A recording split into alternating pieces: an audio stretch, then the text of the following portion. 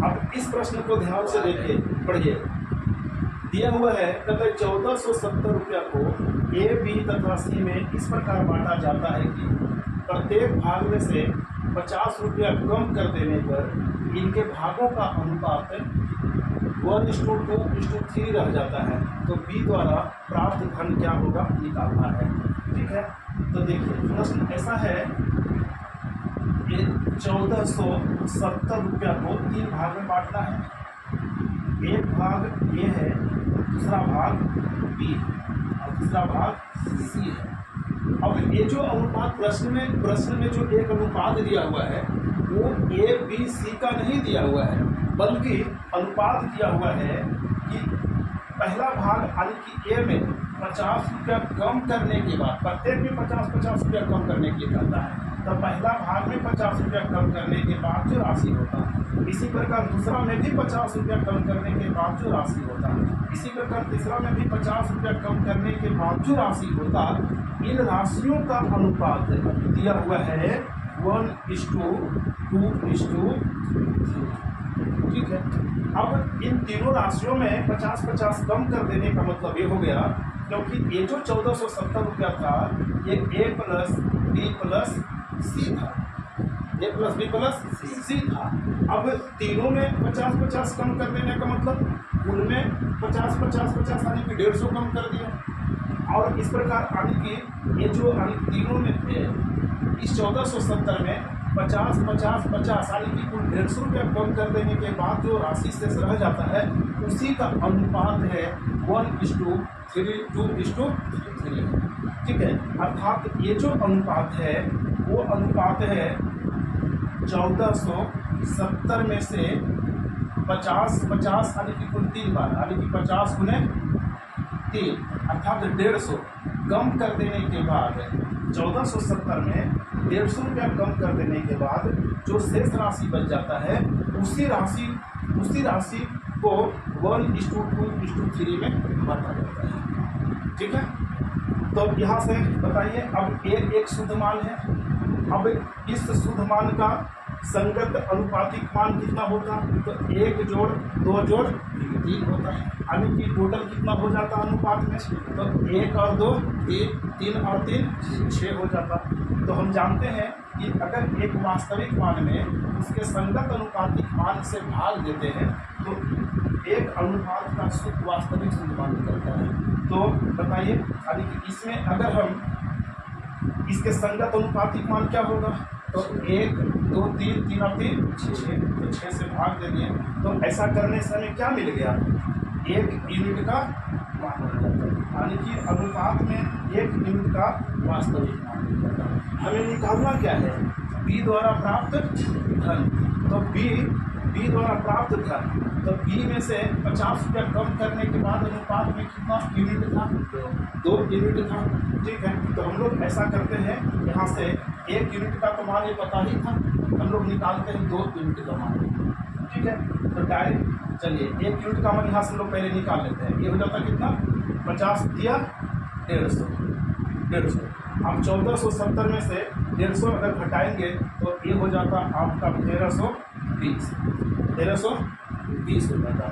0 में से 0 गया, 7 में से 5 जाता 2, 4 में से 1 जाता, ये 3 हो जाता और 1 हो जाता, बटा कितना 6 हो जाता।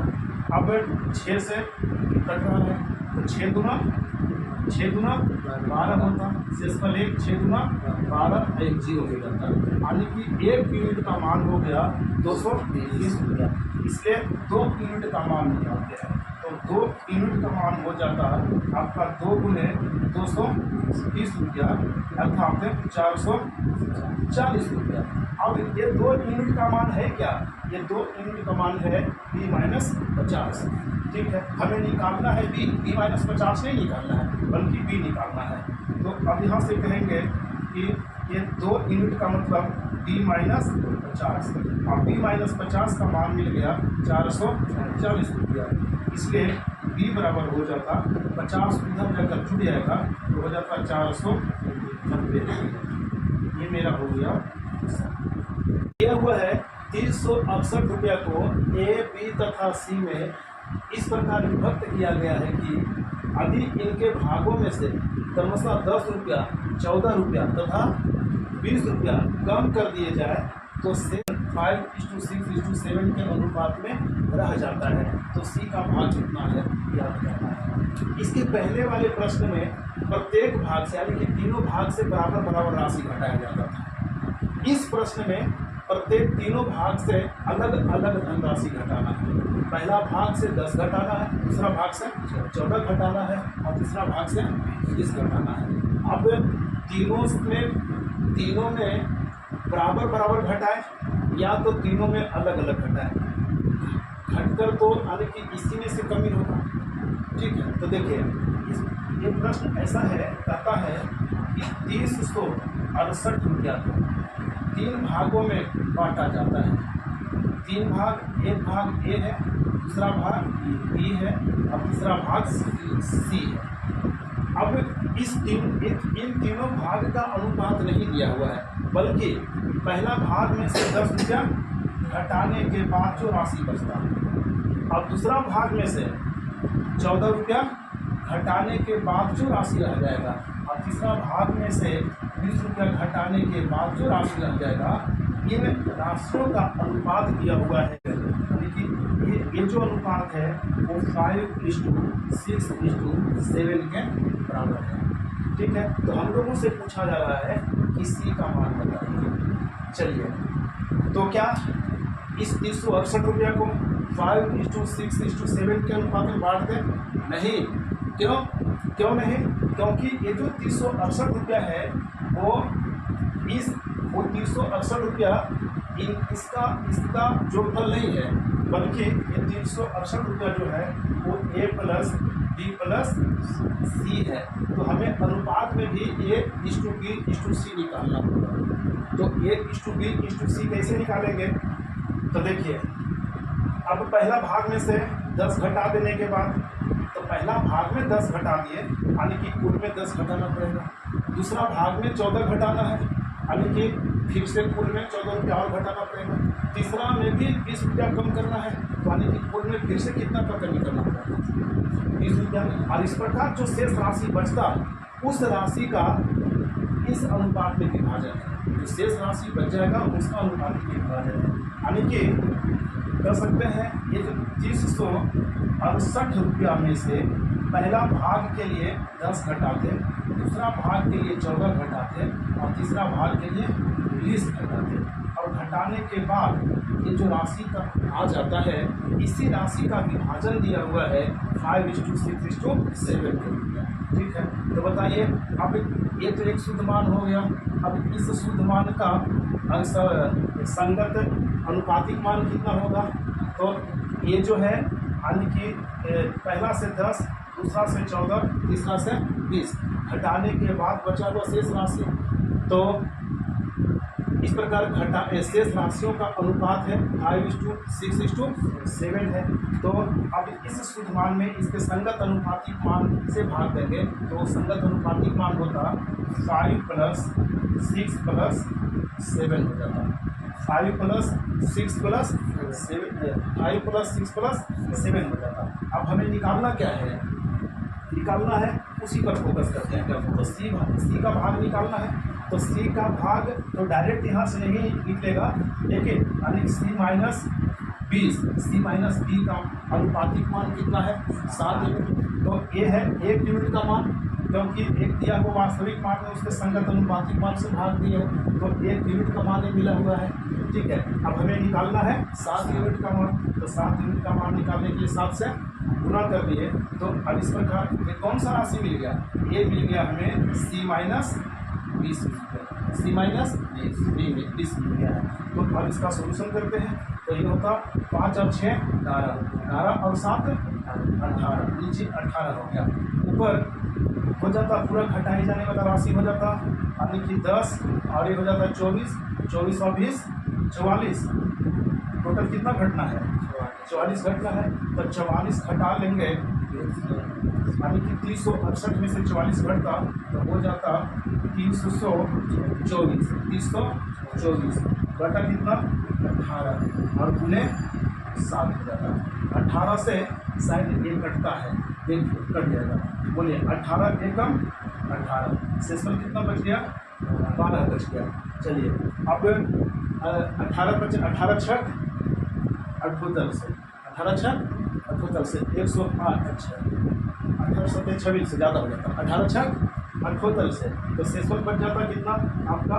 तो 2 इधर तो उधर 14 और 8 8 44 8 144 हो जाता। इस प्रकार हमें कि मिल गया C माइनस इसका मान मिल गया 168 गुणे 7 यानी कि 8 सत्ते 56 का 6 कैरी 5 और 7 40 और 5 47 का 7 कैरी 4 7 4 11 हो गया। 1176 हो गया C माइनस 20, इसीलिए C बराबर हो जाता 20 उधर जाकर जुड़ जाता तो 1176 प्लस 20 यानी कि 1196 एक प्रश्न भी पिछले वाले प्रश्न के ही जैसा है। इस प्रश्न में भी दिया हुआ है तथा 2186 रुपया को 3 भागों में बांटा जाता है। ये तीनों भाग, एक भाग M है, दूसरा भाग N है और तीसरा भाग B है। अब इन तीनों का अनुपात नहीं दिया हुआ है, बल्कि M में से 26 रुपया कम करने के बाद, N से 28 रुपया कम करने के बाद और B से 32 रुपया कम करने के बाद जो शेष राशि रह जाता है उन राशियों का अनुपात दिया हुआ है 9:13:8 दिया हुआ है। अब इस प्रकार से ये कंडीशन दिया हुआ है और हम लोगों से निकालने के लिए कहा जाता है कि M का मान बताइए, M कितना होगा। ठीक है, ये जो अनुपात दिया हुआ है वो M N P का नहीं, बल्कि M में से कुछ घटाने के बाद, N में से कुछ घटाने के बाद, P में से कुछ घटाने के बाद, और ये है क्या? ये एक्चुअल में है M plus N plus P है। अब अगर जिन तीन का जोगफल इतना है, अगर उन तीनों में हम अगर कम कर रहे हैं कुछ राशि, इसका मतलब इस कुल में भी कम होगा। ठीक है, तो यानी कि ये जो राशि था प्रारंभिक जिसे M N P के बीच में बांटना था, वह राशि था 2186 रुपया। अब 2186 रुपया में अगर 26 घटा देते हैं, क्योंकि M में से 26 घटाया जा रहा था, इसी प्रकार 28 घटा देते हैं। ये 28 इसलिए घटा रहे हैं क्योंकि दूसरा राशि N से घटाया जा रहा था और इस 32 को भी घटा देते हैं क्योंकि तीसरा से भी घटाया जा रहा था 32। तो इस प्रकार अब जो शेष राशि बचता है, यह शेष राशि यह जो शेष राशि बच गया है उसी शेष राशि का यह अनुपातिक विभाजन है। उसी शेष राशियों को 3 भाग में बांटा जा रहा है 9:13:8 के अनुपात। तो अब यानी कि इस शुद्ध मान का संगत अनुपातिक मान 9 + 13 + 8 होगा। ठीक है, तो यहाँ से यानी कि इस शुद्ध मान में इसके संगत अनुपातिक मान जो होता 9 + 13 + 8 से भाग देंगे तो हमें 1 यूनिट का मान मिलेगा। हमें निकालना है M का मान निकालना है। तो M का मान निकालने का मतलब पहले हमें निकालना पड़ेगा N-26 का मान, अर्थात 9 यूनिट का मान निकालना पड़ेगा। 9 यूनिट का मान, तो 1 यूनिट का मान अगर इतना है तो 9 यूनिट का मान निकालने के 9 से इसमें गुणा कर देंगे और इस प्रकार ये जो राशि आएगा वो M-26 होगा। M-26 होगा। अब इसे हम लोग काट कर छोटा करते हैं और सरल करते हैं और M का मान निकालेंगे। तो 9 और 13 हो जाता 22, 22 और 8 30, 22 और 8 30।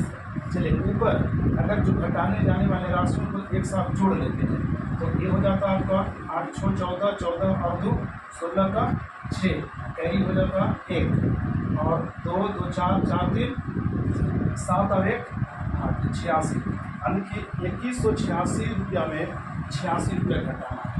तो ऐसा करने के बाद आ जाता 3100 बटा कितना 30 और गुने 9 तो 1 0 से 1 0 कट गया था और इससे 7 दिया 3 7 70 और 7 9 63 यानी कि 630 ये जो 630 रुपया आया है वो m माइनस 26 आ गया है। तो m माइनस 26 आ गया है 630, तो इसीलिए m बराबर हो जाता 630 प्लस, क्योंकि 26 उधर जाता तो जुटता, प्लस 26 यानी कि ये हो जाता 656, यानी कि जो m को मिला हुआ राशि हो जाता 656 रुपया। Option number